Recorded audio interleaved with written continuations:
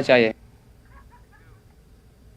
Y20 के मुदोबिन को लद्दाख की शानदार सकाफती वर्से की झलक उस वक्त मिली जब उन्होंने अपने दिन भर की सैर के एक हिस्से के तौर पर हेमस और थस के मोनेस्ट्री का दौरा किया।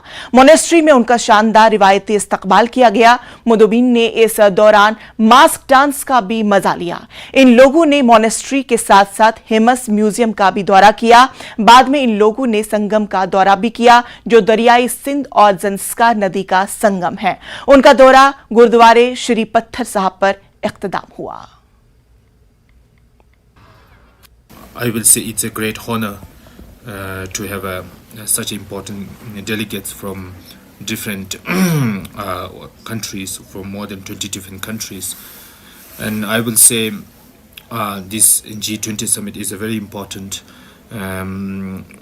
for the India and particularly for Ladakh, which is, as I said, Ladakh is still growing, and Ladakhi people need to learn a lot, and also Ladakh and people from people in the world also should know about the Ladakh also. So since Ladakh is still going, I think from this G20 visit, G20 summit, I think it will really help and for our development of our future Ladakh.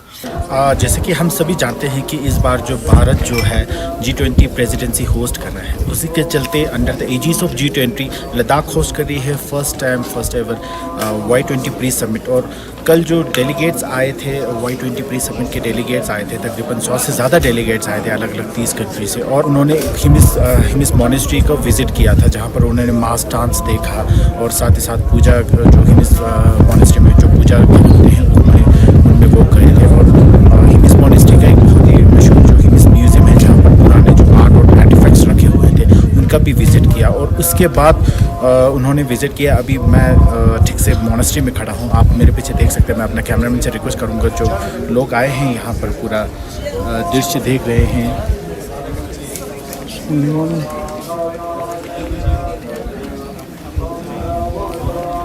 लोग यहाँ पर आए हैं। अभी यहाँ Hemis monastery के पूजा घरों में भी जा रहे हैं, माथा टेक रहे हैं और वो बड़े खुश हैं यहाँ के।